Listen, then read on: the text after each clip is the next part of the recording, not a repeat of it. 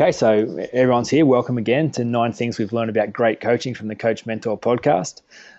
Rob Holmes has been doing this outstanding podcast, interviewing leading coaches and experts in the coaching industry from around the world. And what episode are you up to, Rob?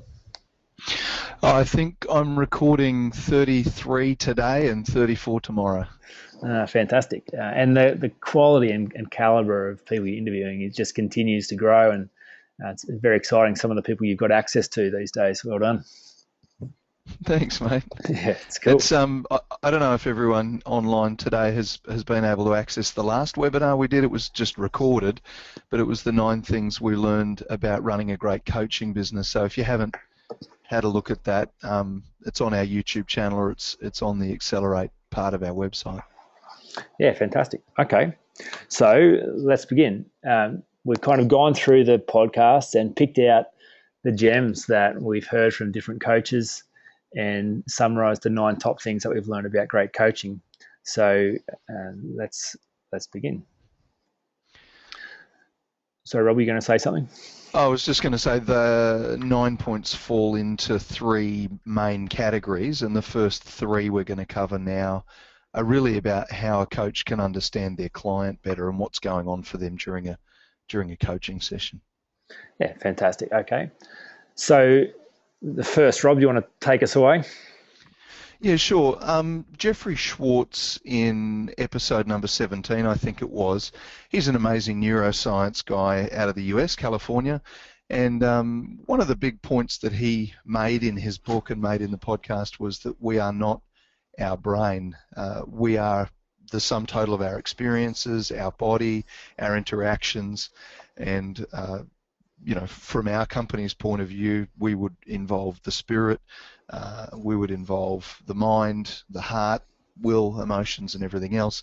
What Jeff did in that podcast was talk about the neurology of change, the way change takes place in the brain, and the kind of catchphrase he used there was neuroplasticity. So if any of you saw Todd Sampson's How to Change Your Brain series on the ABC, one of the points that he made was that change is always possible, even when it's impossible.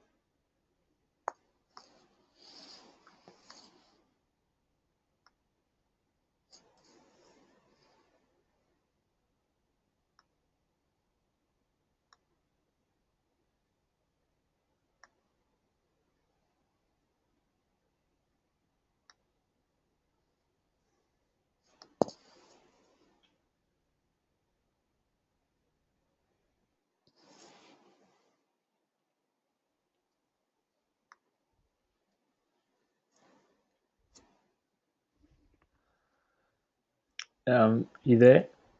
I am. Rob, I'm sorry. Sorry, folks. Goodness. So where were you up to, Rob?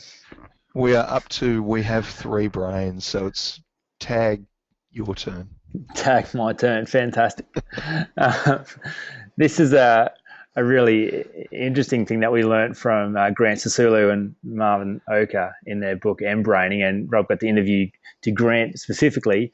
Um, and the thought is that not only do we have a brain in our head, but we have a brain in our body as well.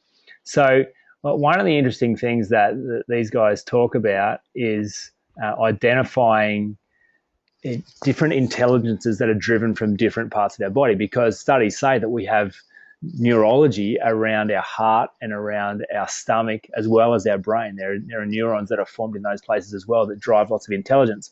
So the question I'd love to ask you, if you could just type into the chat box, is can you think of language patterns that maybe you just use off the cuff, but kind of have reference to a body part, primarily a heart or your stomach or your chest, that kind of drives a knowing or an emotion. So, like I've got such a heart of love for that person, or I just get this sense in my gut. I know what to do, or something like that. I'm wondering if you can think of an example of language that has reference to either stomach or heart that you may use, and just because it's common language, haven't really kind of thought about what could be behind that language, or why we have such common language in our vocabulary. Anyone got any examples?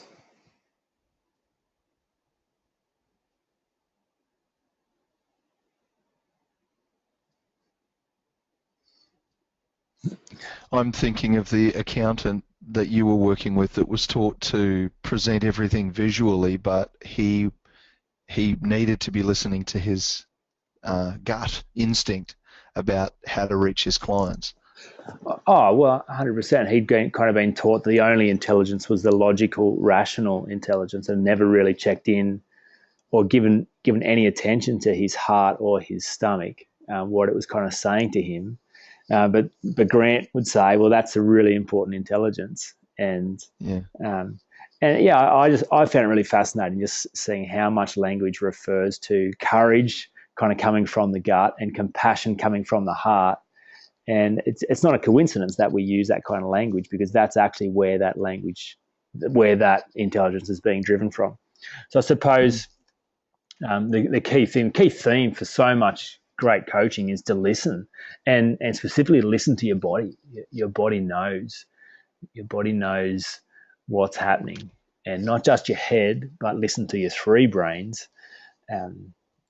So I mentioned the importance of language patterns. So observing how you are talking, and what body part maybe you're giving reference to, or when you're coaching a client, what body part they're giving reference to, and helping them to check in and fully listen to that part, to their heart, to their gut, to their head. And then one other really interesting thing was how to integrate these intelligences, so to have three brains operating as one, working together. So great breathing exercises, even swallowing, even getting something from your head down to your stomach, swallowing thoughts, swallowing as you process information, helping your gut access what your head's thinking about. Lots of cool stuff from Grant there. One of the interesting things I think we just need to keep in mind is that the gut and the heart brain don't have words, and the information from them comes up into the right hemisphere, which also doesn't have words. So we're dealing with somatic intelligence. We're dealing with feelings, sensations, textures, touch, taste, wordless things, pictures even. And so teaching our clients how to tune into that is important. Yeah. Great, and we got some great examples here from the listeners. My heart is heavy. I feel it in my gut. Thanks, Craig. I just felt sick about it, Kylie. My sense in my heart that it was wrong. Yeah, absolutely, Geraldine. That's exactly what we're kind of talking about. So that's common language that we use, and the point is, that actually is being driven from your gut or from your heart. So check in and actually listen, rather than just try and process everything in your head. Great, let's move on. Number 3, Rob, dealing with the fear of being the imposter. This was an amazing interview. This was Patrick Warnes in episode 30. He's a celebrity coach, and he laid out the top 5 things that he runs into with celebrities, and that's a very broad term. It's anyone famous, politicians, business leaders, CEOs, people in Hollywood. But the imposter syndrome was number 1, and this is the incredible sense that people have that they are going to get caught, that their success isn't really due to their own effort, that it was a fluke. And research across the USA and the UK has found out that 70% of people, and therefore 70% of your clients, will have experienced the imposter syndrome, and 30% of people experience it regularly. So that's a fair chunk.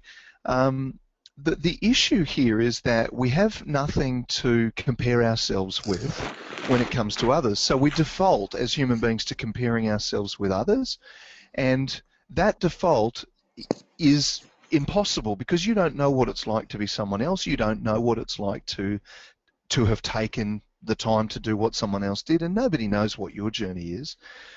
The other issue is that the more successful you become, the more prone you are to fall into the imposter syndrome, because if you have this going on in your life, the better life becomes, the less you feel like it owes itself to you. And so one of the issues that Patrick faces is to help his clients to see, and we want to learn how to help our clients see, that they're just like everybody else. Everybody struggles with this issue. It's perfectly normal, and what we'll do is take them to take responsibility for their behaviour, to realise they have more choice, to live above the line, to laugh at their intimidators, and laugh at life, and learn to take humour again. The other thing he raised, though, which is interesting about celebrities, is that they have hangers-on, and people in business have that too. We've got maybe some middle management, or we've got some staff that are there that aren't pulling their weight and so forth.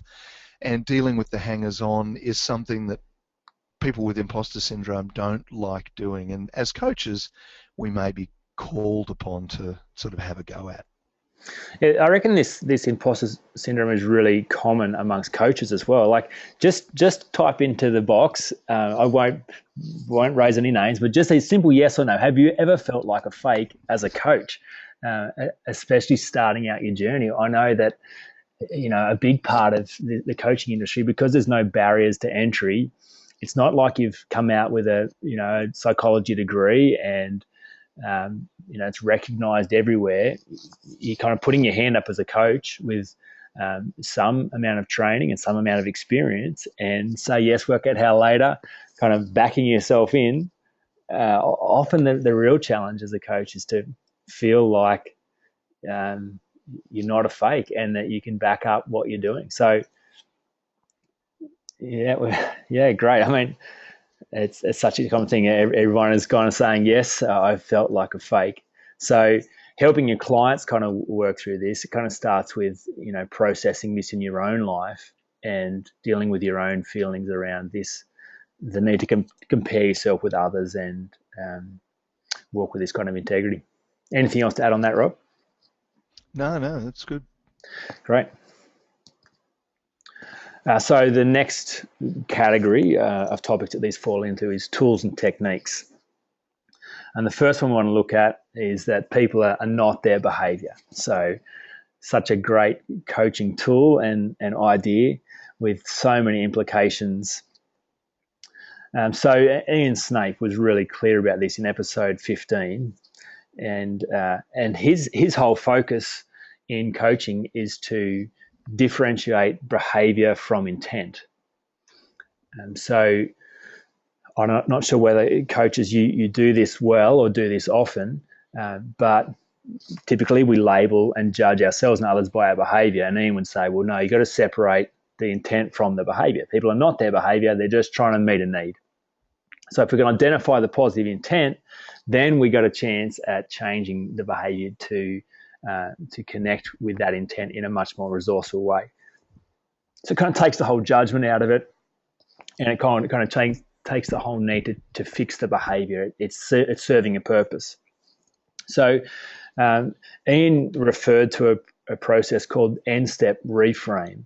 Um, have any of you coaches heard of N-step reframe before? Just type a yes or no in.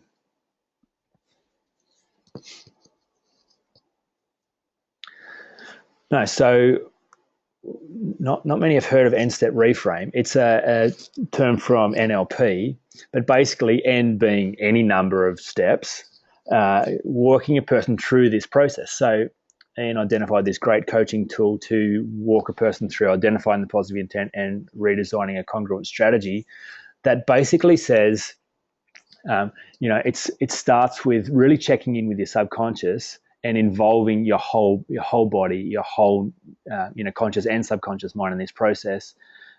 Starting with identifying, asking yourself, okay, well, what is the positive intent on this behavior? Because often we don't have conscious awareness of it. We just do it and we judge it and we think it's terrible and has no value. But ask yourself, and then ask yourself if you were to be able to come up with a more creative solution. Rob alluded to before, the whole process of coaching is giving more choice. And if we have more choice, we choose better things. So Ian kind of walks through this process of combining conscious and subconscious to get a better strategy that still meets the need. So if you'd like some more information about N-step or how to apply that in a coaching setting, let me know after the webinar. I can certainly give you some more information about that. Number 5, the two sides of peak performance, Rob. Yeah, again, this Ian Snape's quickly becoming a cult hero at Frazer Holmes, but this is another thing that we learned from him, and no doubt in the future you'll see that we're doing more work with Ian. There are two sides to peak performance, and part of what he said in episode 15 was that we really need to work with clients to make sure that they have well-formed outcomes. Often people who are pursuing high performance have defined their goals, or they've defined some steps, but they don't have clarity around what the outcome would look like. So if you stopped for a minute and just said to them, when you have goal X, what will it look like? Oh, well, it will look like this. And when you have that, what will that give you? Describe that world to me and upload how it feels, how it seems, how it smells, how it tastes. Give me a three-dimensional handle. And when you run a client through that, you very quickly realize, oh, that they haven't defined the outcome very well at all, because that picture's very blurry for them. Get them to work on a better defined outcome and a better one and a better one until they say, okay, here's the outcome I'm actually after. Part of the journey in that process, Ian said, was to build high-performance states, and this is something that's going to come up in episode 34 with Peter Knight, who's a golfing coach. We talk about high-performance states. There's a number of processes to building high-performance states, but if you think about a circle on the ground and you get your client to step into that circle and upload everything they need, past, present, and future, to accomplish a state. It might be peace, it might be power, it might be the ability to speak in public, everything that they need to accomplish the outcome that they've just described. One of the things you've heard from us and that you'll hear in that episode is state is everything. If you can control your state, you can control your outcomes. So the way we say that is state is king. If you can help a person maintain or develop a new state, then they're going to control the outcomes that they get. And we just love that idea. We've seen it in sport, we've seen it in business, and we've seen it in marriage. So I think it has applicability right across. Yeah, absolutely. And this kind of just simplifies the coaching process and says it's all about being very clear and measurable of what you want, and then who do you need to be to get it? What kind of state will give you access to that outcome? So those two things go hand in hand and really simplify so much of the coaching process. I love the question around well-formed outcomes. How would you know that you've got that? What would you be seeing? What would you be hearing? What would you be feeling that proves to you that you've got that outcome? So again, that's kind of the measurable piece of it. Again, I think there's a little bit of NLP there. There's a pattern that you can learn, and again, at the end, happy to give you some information about how to get that. Yeah, patterns around circle of excellence, like you spoke about. But one of the cool things about Ian is, when he talks about patterns and scripts in terms of NLP, he really discourages coaches from actually using them in a coaching setting. That's all about learning the process, and then you can apply that with flexibility and really serve your client by being present. So number 6, the power of clear intention, and specifically getting off autopilot by Kay Lindley. So this was episode 22. We've made reference to conscious versus subconscious a lot of the time. And again, Kay kind of talks about the fact that so much of what we do is driven out of an auto response. So, only 10% of our day is driven out of the conscious mind, where we're deliberately making choices. The rest of the stuff is happening is just auto-programmed responses. So not being aware of why we're doing what we're doing, we just kind of do it. So the power of getting off autopilot, and as a coach, using clean language to understand what's actually happening for the client without assuming, without putting your map onto them, really using tools that understand what is underneath the surface. When I say clean language, does anyone have an idea about what that means in coaching? What is clean language in coaching? I'll give you a moment to type that into the question box.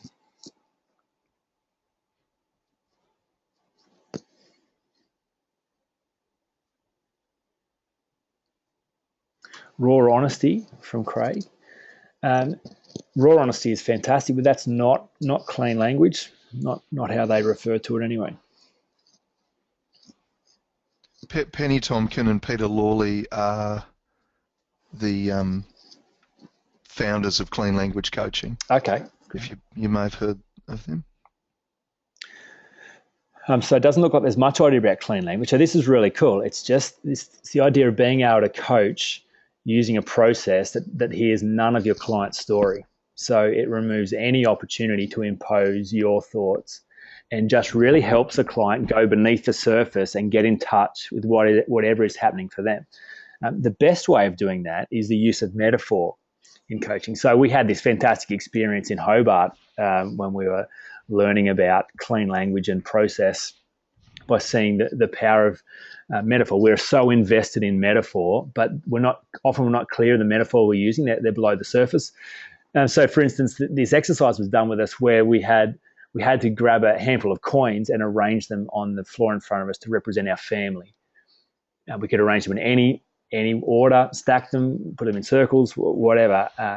And then we were told to kind of look at the coins as though they were our family. So kind of invest our thoughts and emotions and feelings towards these people.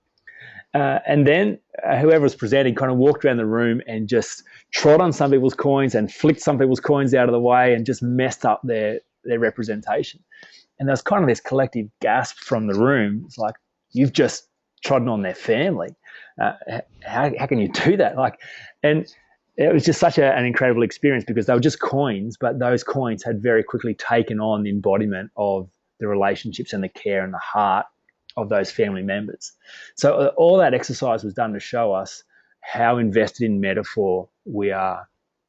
And as coaches, if we can help a client elicit the metaphor they're using and develop empowering metaphors, that helps them get out of autopilot and take control of their space and get clearer about what they want and how they're going to get that. So anything to add on that, Rob? One of the things I like to think about, if you think about someone who learned to drive an auto, then all of their autopilot systems are driving an automatic car. But you can take that same adult and teach them how to drive a stick shift, teach them how to drive manual. Now they're going to have to download or put inside themselves a whole new set of programs, and they're consciously taking control of that system. So clean language and metaphorical coaching does the same thing. It's the landscape of the soul. You're getting inside and wandering around on purpose to say, do you like what's going on in here, or do you want to change it? Yeah, fantastic. Thanks, Rob. And that gives us a chance to make what is internal and unexpressed, we can make that explicit. And once it's explicit, then we can change it or use it. So the third category that these 9 fall into is the philosophy of coaching. And the first is the philosophy of no behaviour management. Rob? Now this was one of our favourites. It was Jaemin in episode 20, and had a fascinating time. We actually had a discussion about which one of us would do this one, because obviously Jaemin was the person being interviewed. But in episode 20, we talked about how behaviour management coaching is really not going to work. And the reason for that is it's a bit like picking apples off a tree in order to heal the tree or kill the tree. Behaviour is the result of beliefs.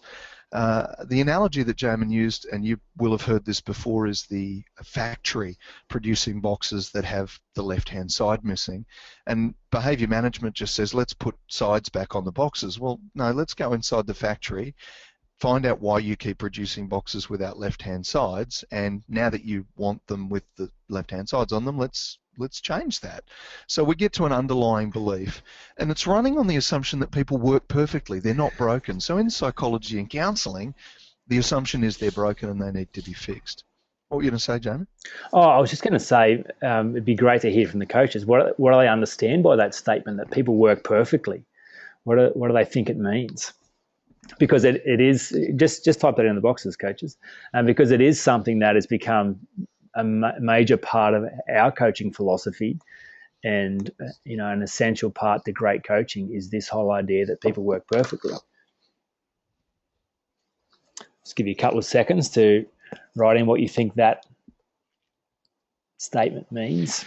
While you're typing it in, and I'm not going to ignore the feedback, I'll just say that we really want to deal with the core issues and not the symptomatic issues that keep turning up. And I personally keep getting very tempted to deal with symptoms when I'm coaching someone, because it's what the client tends to manifest. They want to tell you what's going on in their life, and they want to tell you what their problems are, and those are all symptoms usually.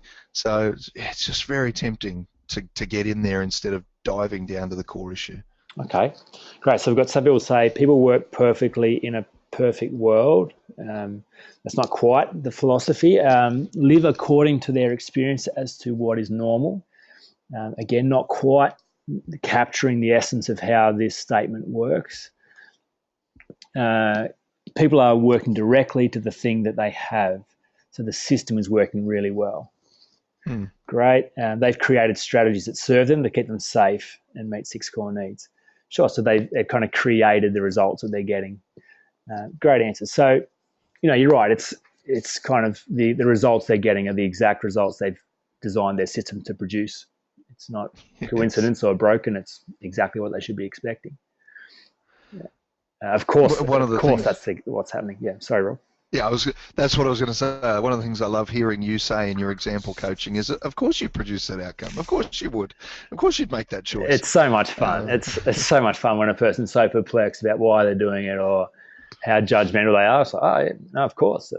And you'll keep doing that. That's exactly what you should expect. Don't be surprised. There's no point judging it or trying to change it. If you want a different result, change the factory, not the box. Yeah. So the last point there is, you may have heard the GROW model. If you haven't, feel free just to Google it and have a look. It's a very, very popular coaching model. Our contention with it would be that the GROW model is largely used for behaviour management, especially in organisations and business coaching. And so we'd like to encourage you to start with GROW by all means, but then move beyond the GROW model into what do people believe and how can they change what they believe. Change the factory. Beautiful.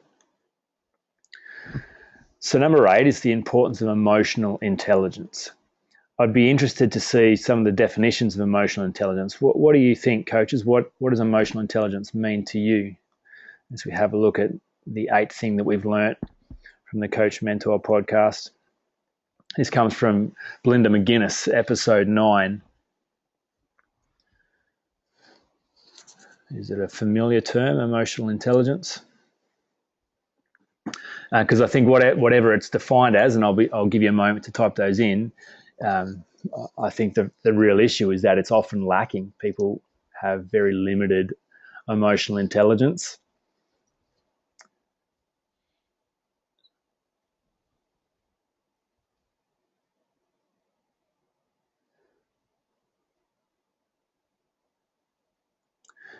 Being aware of emotions. That's a great answer. Uh, being aware of what's happening inside you. Great. Being smart about how you're feeling. Good answer. Now, how do you define it, Rob? I think emotional intelligence involves being aware of your impact on other people. So it can be body language, it can be voice and tone, it can be how you're coming across, but it's your emotional impact on the relationships and the people and the environment around you. And that also is an internal state. So it's internal keys unlock external doors. What's going on inside you, and are you self-aware? Yeah, great. It's so fascinating how unself-aware people are. People just kind of wander around in this daze doing what they've always done. It's extraordinary. And so the power of coaching is to increase self-awareness and emotional intelligence. So we've got a couple of answers here. Emotional intelligence, it's the ability to deal with emotions, process them, and use the information to your and others' advantage. It's great. Thanks, Kylie. Being tuned into what they feel. Fantastic answer, Geraldine. Great. So from this podcast, we kind of understood the need to really work in emotional intelligence, become aware of the impact that your life is having on those around you. And one of the great ways of kind of tapping into emotional intelligence as a coach is understanding body language and the communication process and communication style, seeing what is being said and what is not being said, to really get a sense of what's happening inside a person's life. So self-awareness is crucial for both coach and client. And it's something that we've really worked on as a team. Rob was just reminding me of an example recently about building emotional intelligence in our team. We have a process of reviewing each other's coaching all the time because we love the idea of being a company of Australia's finest life coaches and make sure we got really quality coaching. And I kept changing the rules in terms of the review process. I kept raising the bar and changing it quite quickly. And I thought, that'll be fine. Everyone will love that. Everyone will be up with that. But Rob kind of got a sense of the impact that was having on the team. Do you want to say anything more about that, Rob? Oh, I just felt we were aiming for a standard and it got moved, and that would, if that were a parenting style, the children would feel really uneasy because they could never make the grade, and our coaches who were already good were aiming for higher and higher standards. So I thought this is going to be really demotivating. Yeah, absolutely. So Rob brought that to my attention. So then I gained more emotional intelligence and awareness of the impact of my choices and my decisions were having on others, and was able to make some changes and listen and understand the team and create a better system that wasn't demotivating. So it's crucial for growth. It's crucial for development, for relationships, and crucial for both coach and client to developing their own emotional intelligence and growing it as the coaching process continues. Number 9, Rob. Yeah, how to be taken seriously. So this goes all the way back to Tracy Tressida in episode 3. Tracy was then a president of the ICF. She's now past president, and this was really a podcast right at the beginning to talk about the validity of coach credentialing. As a company, we're very committed to the ICF and the standards being set by them, and the 11 core competencies. So much so I've just been appointed a director in the Asia Pacific for the ICFA, and Tracy's conversation here was really talking about understanding the coaching industry, understanding that there are 48,000 coaches who belong to the ICF globally. We have, say, 10,000 coaches in Australia. Only 1,300 of those are members of the ICF, and only 300 or 400 of those are actually credentialed. So the coaching industry is full of cowboys. It's full of people who claim to be something, and they may or may not actually be any good. Who knows?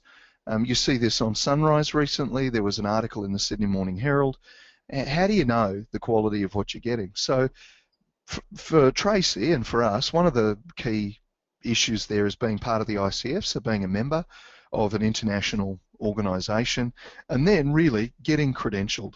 as part of having a commercial advantage. So I was talking to the CEO of Yellow Edge a couple of weeks ago. That's maybe one of Australia's largest coaching companies, and they have said that being credentialed is absolutely central to being on a government panel. We've certainly found that in landing a contract with the military and with schools. Credentials are a commercial question now, and we would really thoroughly encourage you, if you haven't already signed up to get your credential as an ACC or PCC, to get in and have a go at that. Yeah, and one of the things I think is obviously it gives your market confidence in your ability, but it also gives you confidence in your ability. If you feel like, okay, well, I'm not just one of the cowboys, I'm not just out there having a crack. I have got some recognised standard that I'm applying, that I'm working towards. So that gives me confidence as a coach to go represent myself well. Then you're much more likely to be taken seriously, because perception is projection. So if you feel like you're not confident or competent, well, that is what your projection will be to the marketplace. So I think that having the credential works two ways. It's good for you and it's good for the market. Great. So one of the things that we've kind of discovered in our journey working with coaches, helping them become great coaches, is that there's really two essential components to this piece. So it's not okay just to be a great coach, because what happens if you're a great coach and then no one even knows about you? You could be the best coach in the world but have no ability to form business around that, so you don't ever get to coach anyone. Or you could be fantastic at the selling process and really great at marketing and putting yourself out there, but really a poor coach, so you're always over-promising and under-delivering, and that's not going to go well for you either. So obviously, great coaching means that you'll need to be developing your ability to grow, to work in business and to develop your coaching skills. And that's kind of the purpose of the Coach Mentor podcast, was to help people get clear about and get skilled in how to do both those things well. So there's we've been developing a program to help people do that, because the common approach, it seems, is anxiety and avoidance. I don't know. And when I first started out, certainly in coaching, I loved coaching, but I sucked at business, and I was just kind of winging it. And there was so much stuff that I didn't understand. And my approach was, well, it'll just sort of take care of itself and sort itself out. Luckily I met Rob early enough on in the journey, and he really, coached and mentored me through a whole lot of the business stuff, and added so much strength to that. And I've been getting some, coaching and mentoring myself in that whole process. But, anxiety about, I don't get this, I don't understand it, and I'm worried about it, but I don't know what to do, so therefore I'll avoid it. It's probably the common approach to either one of the weaknesses, being weak as a coach or weak as a business owner. So we put together something that can help, the Accelerate program. That is a picture of a car accelerator, in case you missed it. Not a fancy new dance step.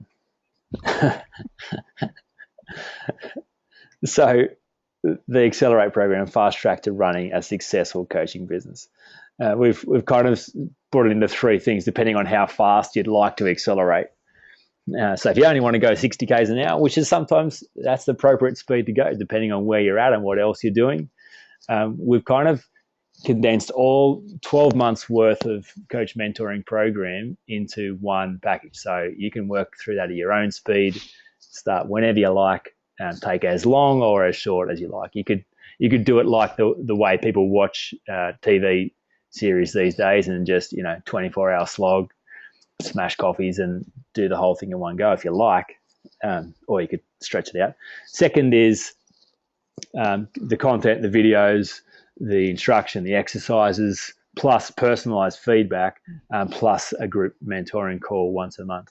So Accelerate 90 k's an hour. So that's for those that are looking to kind of speed it up a bit more and really want to make a go of this.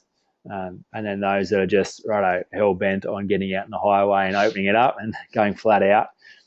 Both Rob and I. Sorry, Rob. I think that's $179 a month, not. You're right. Good pickup. Yeah.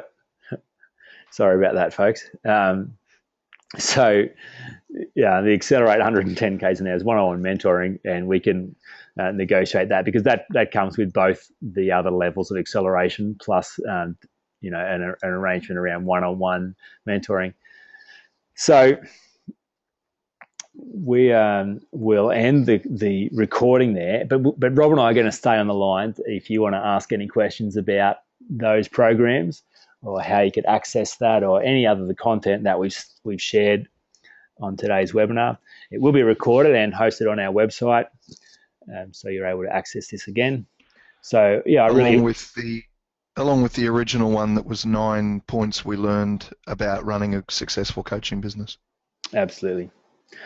So stay on the line. I'll just end the recording now.